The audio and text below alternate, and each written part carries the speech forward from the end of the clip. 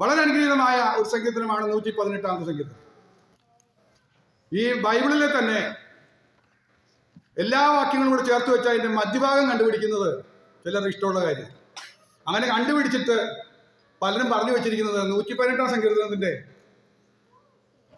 6-ാമത്തെ വാക്യമാണ് ഈ ബൈബിളിലെ മധ്യവാക്യം എന്നൊക്കെ പറയാറുണ്ട്. എനിക്കെൻ്റെ കണക്കൊന്നും അറിയില്ല.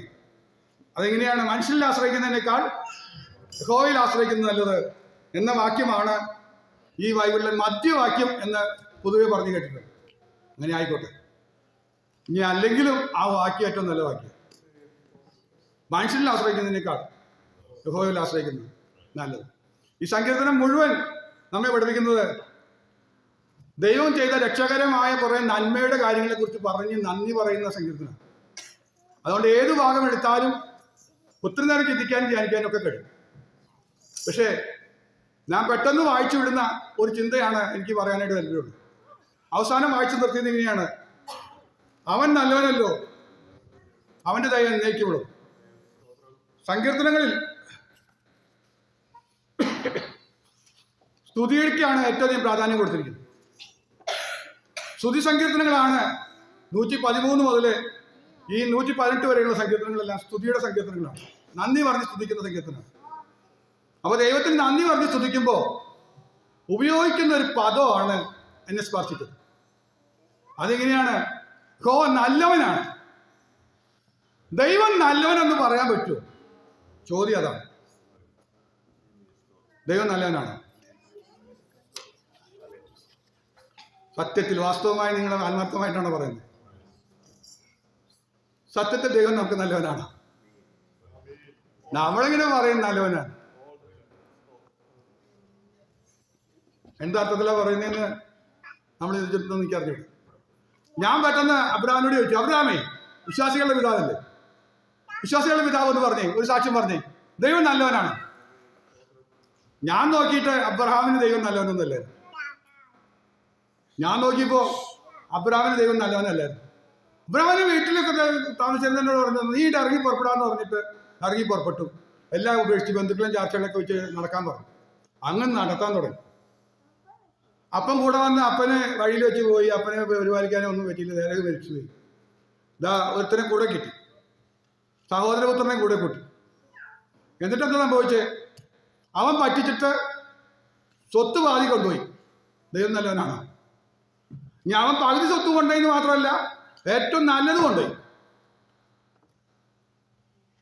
അടി. അബ്രഹാമിന്റെ ദാസന്മാരും ലോത്തിന്റെ ദാസന്മാരും തമ്മിൽ ശണ്ടയിടുകയും തർക്കമുണ്ടാവുകയും അടിയൊക്കെ നടക്കുക.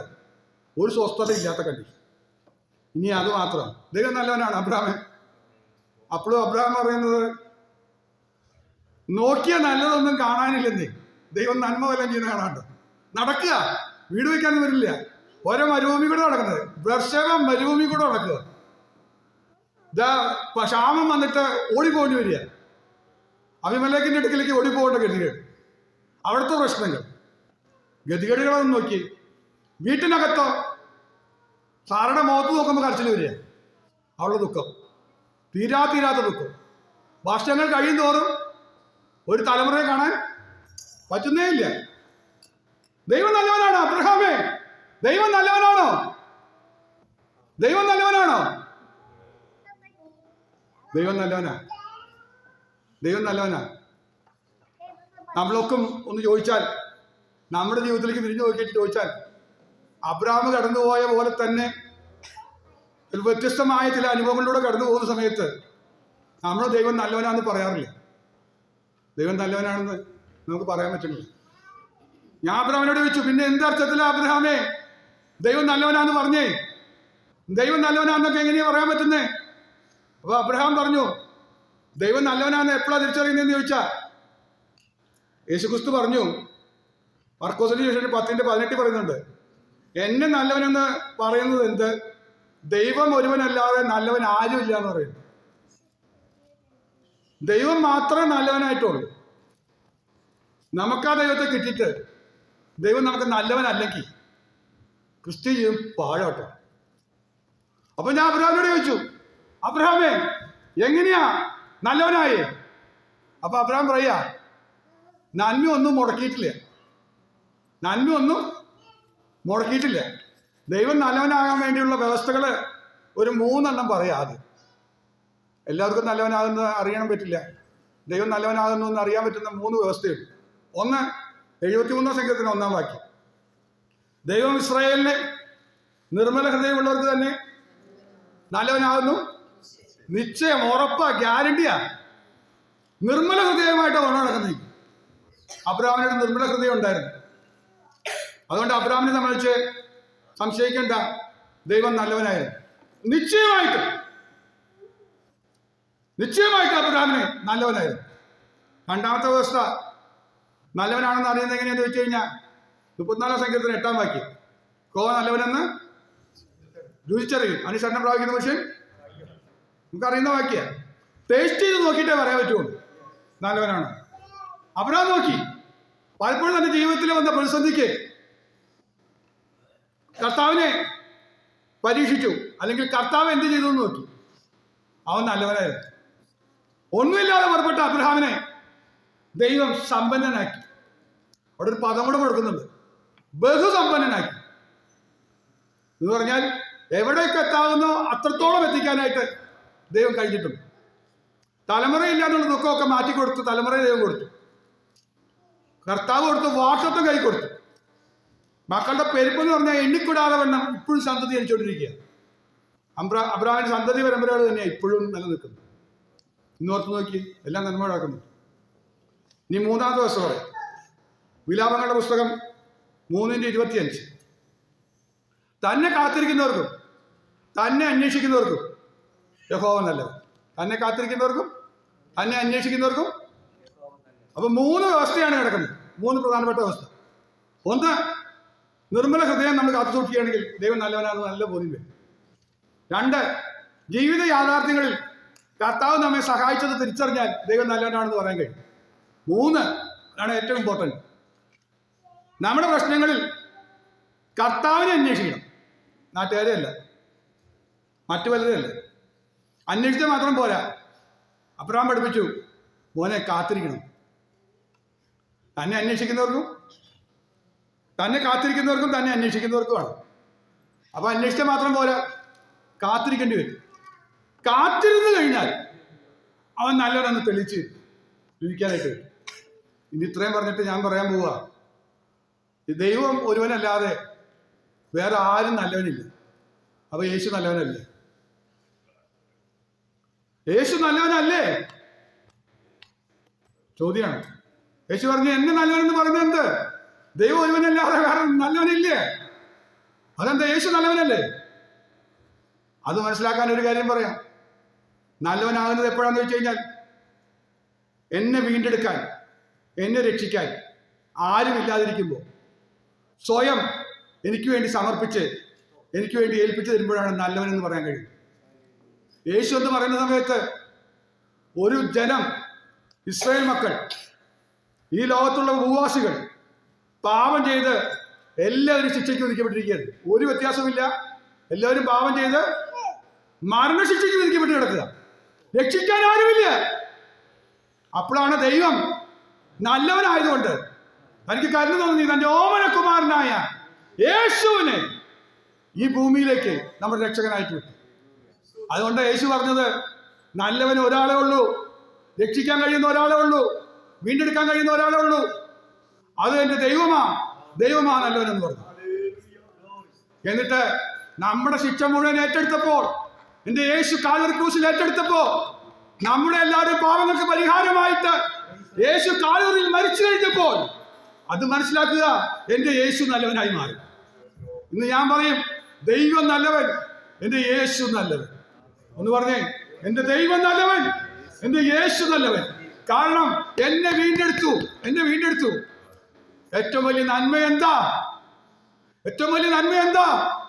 നിത്യനാശത്തിൽ നിന്ന് എന്റെ ജീവനെ വീണ്ടെടുത്തതിലും വലിയ നന്മ ഒന്നുമില്ല. അതുകൊണ്ടാ പറഞ്ഞത്, ഒരു മനുഷ്യനും നല്ലവനല്ല. ഒരു മനുഷ്യന്റെ ജീവനെ നാശത്തിൽ നിന്ന് വീണ്ടെടുക്കാൻ കഴിയില്ല.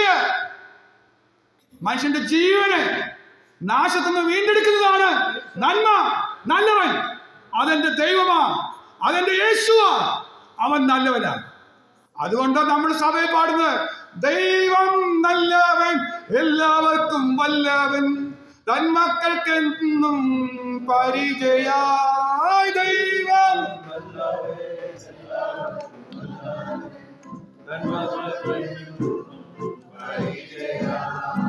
നന്മയൊന്നും മുടക്കുകയില്ല,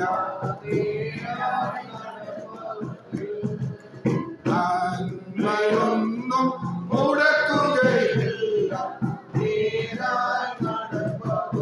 മതി. ഇനി ഞാൻ എൻ്റെ പ്രധാനപ്പെട്ട വിഷയത്തിലേക്ക് കിടക്കാൻ പോവുക.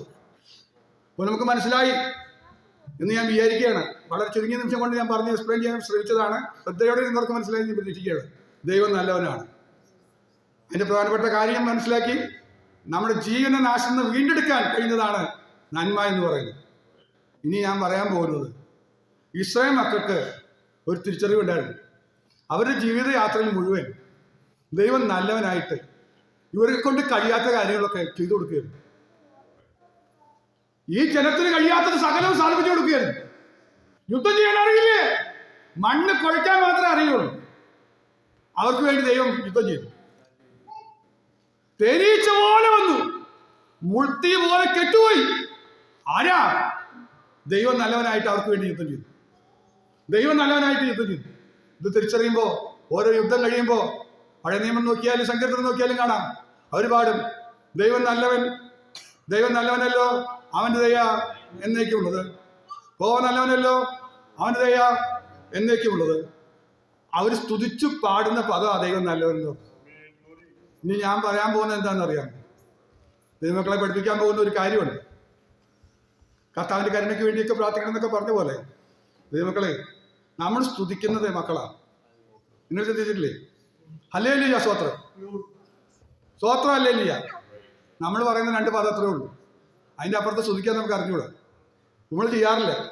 പക്ഷെ ഒരു കാര്യമുണ്ട്, ഇസ്രായേൽ മക്കൾ സ്തുതിക്കുന്ന പോലെ നല്ലവൻ നല്ലവൻ നല്ലവൻ എന്ന് പറഞ്ഞൊന്ന് സ്തുതിക്കാൻ നിങ്ങൾ പഠിക്കാവോ?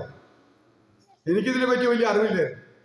ഞങ്ങളുടെ ഒരു റിലേറ്റീവ്, ഒരു അങ്കിള് ആൻറ്റി ഭയങ്കര പ്രാർത്ഥനക്കാരാണ്.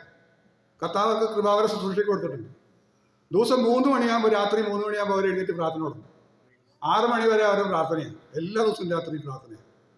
അങ്ങനെ അവരെ ദൈവാത്മാവ് പ്രേരിപ്പിക്കുന്ന വിഷയങ്ങളൊക്കെ ഇരുന്ന് അതിന് വ്യത്യാസമില്ല. എവിടെ ഏത് വീട്ടിൽ പോയാലും എന്തായാലും 3 മണിയായാലും അവരെ എഴുന്നേറ്റ് ഭയങ്കര പ്രാർത്ഥന കൊടുക്കും. 3 തൊട്ട് 6 വരെ അവരുടെ പ്രാർത്ഥന സമയം. എത്ര വൈകി കിടന്നാലും, ചിലപ്പോൾ കിടന്നത് 1 മണിക്കായിരിക്കും, 3 മണിക്ക് എഴുന്നേറ്റിരിക്കും. അങ്ങനെ പ്രാർത്ഥിക്കുന്നവരാ. ആ അങ്കിള് പ്രാർത്ഥിക്കുമ്പോൾ ഞാൻ പലപ്പോഴും ശ്രദ്ധിച്ചിട്ടുണ്ട്. ആ അങ്കിള് പ്രാർത്ഥിക്കുമ്പോൾ പറയും നല്ലവൻ നല്ലവൻ നല്ലവൻ, യേശു നല്ലവൻ നല്ലവൻ നല്ലവൻ നല്ലവൻ, ഇത് പറഞ്ഞ് ശ്രദ്ധിച്ചുകൊണ്ടിരിക്കും. ആന്റി പ്രാർത്ഥിക്കുമ്പോൾ ഈ അദ്ദേഹം അങ്കിള് നല്ലവൻ നല്ലവൻ നല്ലവൻ എന്ന് പറഞ്ഞുകൊണ്ടിരിക്കും.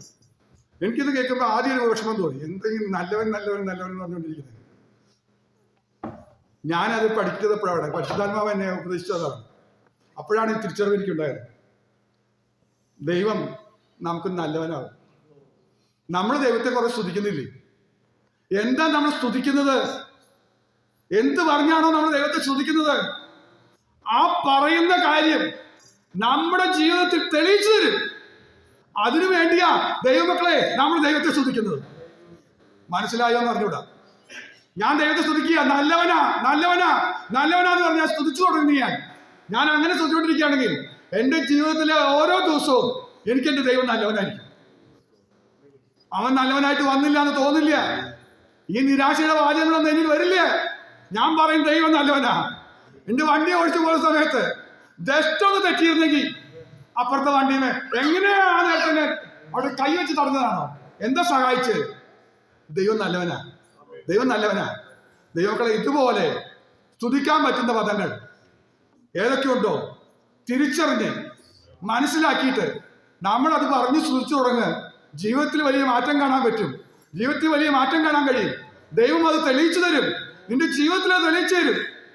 അപ്പാ, യേശുവേ, അപ്പാ എന്ന് പറഞ്ഞൊന്ന് പ്രാർത്ഥിച്ചു തുടങ്ങി. അപ്പാന്നൊന്ന് വിളിച്ചു നോക്കിയേ. എന്താ കാര്യം അറിയാവോ? അങ്ങനെ പ്രാർത്ഥിക്കുമ്പോൾ, അങ്ങനെ പറയുമ്പോൾ നമ്മൾ ശിശുവാകുമൊന്നുമല്ല. എന്താ കാര്യം എന്നറിയോ? യേശു നമ്മുടെ അപ്പനായിട്ട് നമ്മെ സഹായിക്കുന്ന തിരിച്ചറിയാൻ തുടങ്ങും. നമ്മുടെ അപ്പനാ, എനിക്ക് സ്വർഗത്തിലൊരു പിതാവുണ്ട്. ആ ഒരു അനുഭവം നമുക്ക് തിരിച്ചറിയാൻ കഴിയും. ഇതിനാ ദൈവമക്കളെ സ്തുതിയൊക്കെ വെച്ചിരിക്കുന്നത്. ഞാൻ പണ്ടൊക്കെ ചെറുപ്പത്തിൽ ചിന്തിച്ചിട്ടുണ്ട്, ഈ ദൈവം സ്തുതിക്കുന്നതിനാണ്. നിങ്ങൾ സ്തുതിച്ചോ, പൂഴ്ത്തിക്കോ, സ്വോത്രം. ഇത് എന്തിനൊക്കെ കൂടെ മേടിച്ച് വയ്ക്കണമെന്ന് ഞാൻ വിചാരിച്ചത്. നിങ്ങൾക്ക് തോന്നിയിട്ടുണ്ടോ എന്ന് പറഞ്ഞൂടാ. ചെറുപ്പത്തിലെ വിശ്വാസി വന്നുകൊണ്ടുള്ള കുഴപ്പങ്ങളാണ്. അപ്പോൾ അന്നൊക്കെ ചിന്തിച്ചിരുന്ന ഈ സ്തുതിയുടെ കൊതിനെ എത്ര സ്തുതിച്ചാലും മതിയാവില്ല. ഇനി സ്തുതിച്ചോ, ഉച്ചത്തിൽ ആർക്കുള്ളിവിടെ സ്തുതിച്ചോ. ഈ സ്തുതിയും കേട്ടോണ്ടിരിക്കുകയാണ്. തോന്നിയിട്ടില്ലേ? പക്ഷെ അതിന്റെ മഹത്വം മനസ്സിലാക്കി കഴിഞ്ഞപ്പോഴാ സ്തുതിക്കുന്ന കാര്യത്തിൽ കുറവ് വരുത്താം. ഞാൻ എന്ത് പറഞ്ഞാണോ എന്റെ ദൈവത്തെ പുകഴ്ത്തുന്നത്, സ്തുതിക്കുന്നത്, അത് ദൈവം നമ്മുടെ ജീവിതത്തിൽ തെളിയിച്ചു തരും. സ്തുതിയുടെ അർത്ഥം മനസ്സിലായില്ലെങ്കിൽ എല്ലാവരും ഓർത്തു വെക്കേണ്ടത്, എന്ത് പറഞ്ഞാണോ ഞാൻ എന്റെ ദൈവത്തെ സ്തുതിക്കുന്നത്, പ്രൈസ് ചെയ്യുന്നത്, എന്ത് പറഞ്ഞിട്ടാണ് പ്രൈസ് ചെയ്യുന്നത്, അത് അങ്ങനെ തന്നെയെന്ന് എന്റെ ദൈവം തെളിയിച്ചു തരും. ഇതറിയുന്ന ഭക്തന്മാരാ പറഞ്ഞത്, യഹോവ എന്റെ ശൈലം, എന്റെ കോട്ട. അവരുടെ ജീവിതത്തിൽ ദൈവശൈലമായിട്ട് അവർക്ക് വേണ്ടി നിൽക്കുക, കോട്ടയായിട്ട് നിൽക്കുക, സങ്കേതമായി നിൽക്കുക, അഭയസ്ഥാനമായിട്ട് നിൽക്കുക. അതിന് കാരണം മനസ്സിലായോ? എന്ത് പറഞ്ഞാണോ സ്തുതിക്കുന്നത്, അത് അവരുടെ ജീവിതത്തിൽ തെളിയിച്ച്. ഇന്നത്തെ പാഠമാണ് ഞാൻ എൻ്റെ വാക്കുകൾ നിർത്തിയ ഒരു ആത്മീക പാഠം നമ്മളിവിടെ പഠിക്കുക. ദൈവം നല്ലവൻ. നിർമ്മല ഹൃദയമുള്ളവർക്ക് മാത്രമല്ല, ദൈവം എല്ലാവർക്കും നല്ലവനായത് എങ്ങനെയാ? അവൻ രക്ഷകനായതുകൊണ്ടാണ്. മനസ്സിലായോ? പാപങ്ങൾക്ക് പരിഹാരം വരുത്തിയോണ്ടാ അവൻ എല്ലാവർക്കും നല്ലവനായത്. എന്നാലും ഇൻഡിവിജ്വലായിട്ട്, പേഴ്സണലായിട്ട് എന്റെ God is good, yes God is good, yes God is good എന്നെനിക്ക് പറയുവാൻ, ഓരോ ദിവസവും പറയാനിടവരാൻ വേണ്ടി ഒരു തീരുമാനം എടുക്കാം. നമുക്ക് എല്ലാവരും താല്പര്യം ശ്രദ്ധിക്കാം. നല്ലവൻ, യേശു നല്ലവൻ, എനിക്ക് നല്ലവൻ, നമുക്ക് നല്ലവൻ. ഓ നല്ലവൻ, യേശു നല്ലവൻ, വിശുദ്ധൻ, വാക്കുമാറാത്തവൻ. ഓ ഗ്ലോറി. ഇന്നു മുതൽ ജീവിതത്തിൽ ഒരു പുതിയ മാറ്റമായി. ഇതുവരെ സ്തുതിക്കാൻ തുടങ്ങിയിട്ടില്ലെങ്കിൽ, നല്ലവനെന്ന് പറഞ്ഞ് സ്തുതിക്കാൻ തുടങ്ങിയിട്ടില്ലെങ്കിൽ, ഇന്നു മുതൽ അത് തുടങ്ങുക. ജീവിതത്തിൽ വലിയ വിജയം ദൈവം തരും. ദൈവം നമ്മെ അനുഗ്രഹിക്കുമാറാകട്ടെ. ആമേൻ.